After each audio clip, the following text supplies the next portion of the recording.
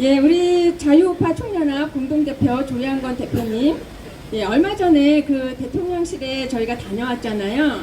여러분 그때 다녀왔던 명단을 잠깐 제가 소개를 해드릴게요.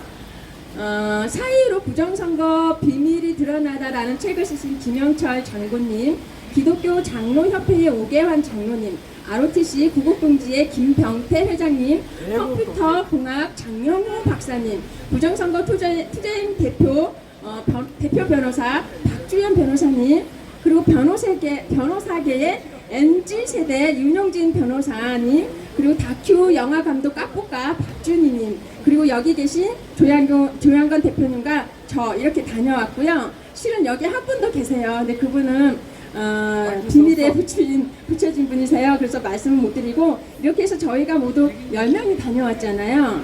예, 요즘 그 한동훈 국힘당 비대위원장이 선거관리관 날인 문제를 직접 꺼내 들었고요. 또 얼마 전에는 이상민 행안부 장관도 선관위를 향해서 공명선거에 대한 그런 이야기도 거론을 했어요. 저희가 하나 더 있을까요? 마이크가 혹시? 예. 저희가 그런 부분들은 대통령실에 가서 다 말씀드렸던 부분들이잖아요. 더 많이 있지만 이제 일부만 이렇게 좀 이렇게 가시적으로 드러나고 있는데요. 저희가 그곳에 다녀왔기 때문에 저는 그렇게 생각을 해요. 우리 본부장님, 우리 대표님께서는 어떻게 생각하시는지, 그 성과라고 보시는지, 예, 말씀을 좀 부탁드립니다. 예, 감사합니다. 오늘 집회는, 그거를 말씀드리기 전에 집회는 한동훈 비대위원장의 7일 관훈 토론과 어제 그 비대위에서 첫 모두 발언에서 한 것을 응원하고 지지해주기 위해서 기본적으로 모인 집회입니다. 그렇기 때문에 어저께부터 국힘당 내에서 예비 후보들에 대한 면접이 있기 때문에 그거를 방해할 생각이 전혀 없고요. 그래서 우리가 나름대로 좀 조용히 하는 방향을 하겠습니다. 지금 오경영 단장님이 질문하신 부분에 대해서 1월 30날 황상무 시민사회수석 비서관의 요청에 의해서 용산 대통령실을 다녀왔습니다. 다녀왔고 그 내용은 우리 애국 시민들이 생각하시는 모든 부분에 대해서 우리가 얘기를 했습니다. 그렇지만 저는 황상무 수석 비서관이나 비서관 이런 사람들이 우리들의 얘기에 대해서 그 경청하는 태도와 메모하는 태도는 아주 매우 높게 평가합니다. 그 이후에 다른 시민단체를 또 만난 것으로도 알고 있습니다. 바쁜 이런 사람들이 왜 그거를 만났겠습니까? 이거는 윤석열 대통령의 뜻이 작용한 부분이고 분명히 부정선거나 공명선거에 대한 의지가 있었기 때문이라고 봅니다. 저희가 거기서 요청한 거 몇 가지만 말씀을 드리겠습니다. 첫째, 범정부 차원의 공명선거 기구를 구성해달라, 이런 걸 요청했습니다. 여기에는 국정원, 검찰, 경찰, 국힘당, 시민단체, KBS가 포함되는 것입니다. 두 번째는 KBS에서 먼저 번에 그 톱뉴스로 보도를 했지만 이것에 대한 심층 보도와 100분 토론 같은 그런 거를 해달라, 이런 얘기를 했습니다. 또 한편으로는 공명선거에 대한 강한 메시지를 윤 대통령님이 국무회의 석상이나 이런 자리에서 해주셔야 된다, 이런 얘기도 했습니다. 그 다음에 이 사전선거 문제라든지 여러 디테일한 것들은 여기서 말씀을 안 드리겠습니다. 당연히 한 부분이니까요. 그 다음에 제가 그 이상민 행안부 장관과 업무적으로는 좀 다르지만 김용현 경호처장한테 장문의 문자를 보냈습니다.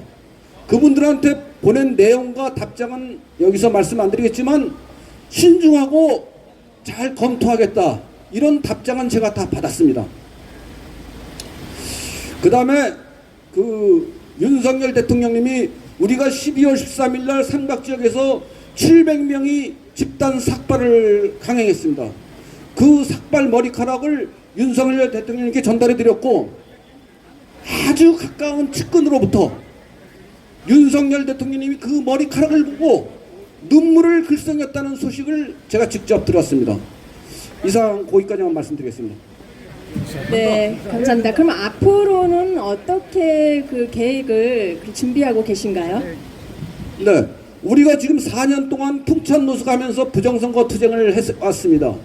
이 부정선거 투쟁은 어느 한두 사람이 한 것이 아닙니다. 보이지 않는 곳에서 수많은 노력을 하신 그 동지님들이 계셨기에 지금 정도까지의 성과를 이뤘다고 보고 있습니다.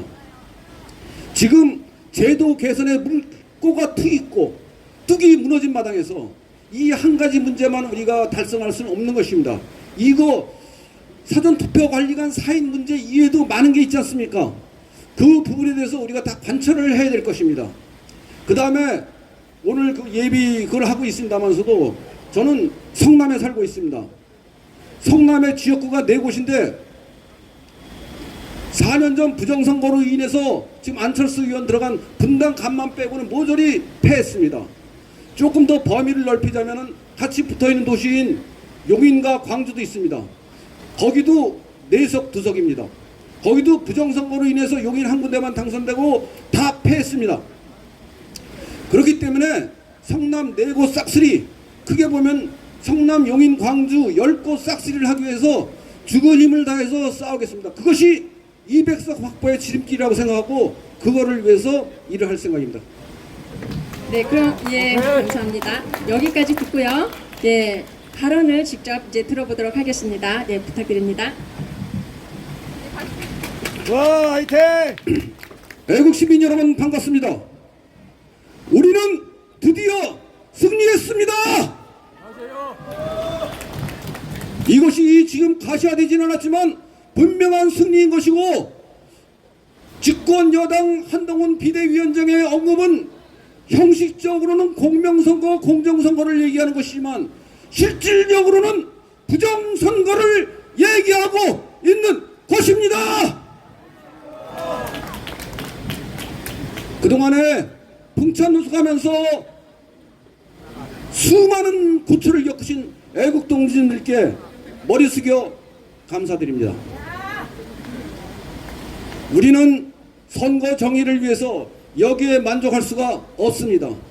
여기 계신 분들은 너무나 잘 아시겠지만 이 투표관리관 사인 문제, 근본적으로는 사전선거 문제, 호송과 보관 문제, 관내 사전투표 문제, 선관위 해킹 문제, 이런 지금 한두 가지 문제가 아닙니다. 이 부분을 우린 비로소 다 관철할 때 공명선거가 이루고 국힘당의 압승을 할 수 있는 계기가 되는 것입니다. 지금은 닥치고 총선 승리입니다. 우리는 한미동맹도 강화해야 되고 동성애도 방지해야 되고 5.18의 진실 규명도 해야 됩니다. 하지만 총선 승리를 하지 못하는 이상 그것은 아무 쓸데없는 일입니다. 또 한편으로는 저는 이 기류를 읽었습니다. 부정선거 투쟁과 5.18 투쟁에 앞장섰던 민경욱, 도태우, 최승재 의원 등에 대해서 전혀 불이익을 주지 않고 오히려 우대하는 면까지 있다는 것은 국힘당 내부에서 부정선거와 공명선거에 대해서 정확히 알고 있다는 시그널이라고 봅니다. 맞아요. 지금 우리가 해야 될 것은 최소한도 2월 말 3월 초까지 제도 개선에 대해서 해야 됩니다. 하지만 선관위는 지금 이 투표관리관 사인 문제도 난색을 표하는 것으로 알고 있습니다. 하지만 저는 결과는 100% 될 거라고 보고 있습니다. 좋아요. 이것이 이루어지지 않을 시 우리가 사전투표하지 않을 명분을 충분히 갖는 것입니다. 맞아요. 윤석열 대통령이나 한동훈 비대위원장도 이것이 관철되지 않은 이상 사전투표를 독려할 수가 없습니다. 맞아요. 이 한 가지 문제만이 아닙니다.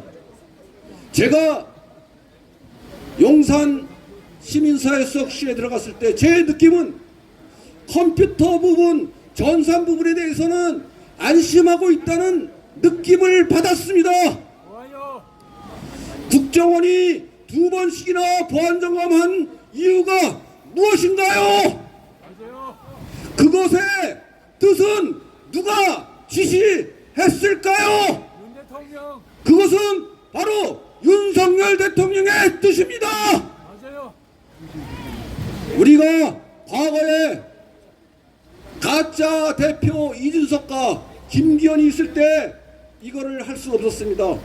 그렇지만 저는 옛날부터 당과 대통령이 부정선거 문제에 대해서 역할 분담을 해야 한다고 생각했었고, 그 선두주자 선제적으로 해야 될 것은 당이라고 봤는데 가짜 당대표들이 그걸 할 수 없었던 것입니다. 맞아요. 이제 드디어 한동훈 비대위원장이 나섰습니다. 우리 애국 시민들은 한동훈 비대위원장에 대해서 약간의 일말의 섭섭함도 갖고 있을 것입니다. 잘 알고 있습니다. 어떤 것인지. 하지만 지금은 닥치고 총선 승리고 닥치고 한동훈 비대위원장을 지지하고 응원해줘야 되는 것입니다. 맞아요. 애국 시민 여러분, 그동안 너무 고생 많으셨고, 이것은 저는 100% 1000% 달성이 되고 그 외 다른 부분도 다 달성이 돼서 국힘당의 압승을 이끌고 그 압승으로 5.18과 4.3 사건과 탄핵의 진실이 밝혀질 거라고 믿습니다. 좋아요. 감사합니다.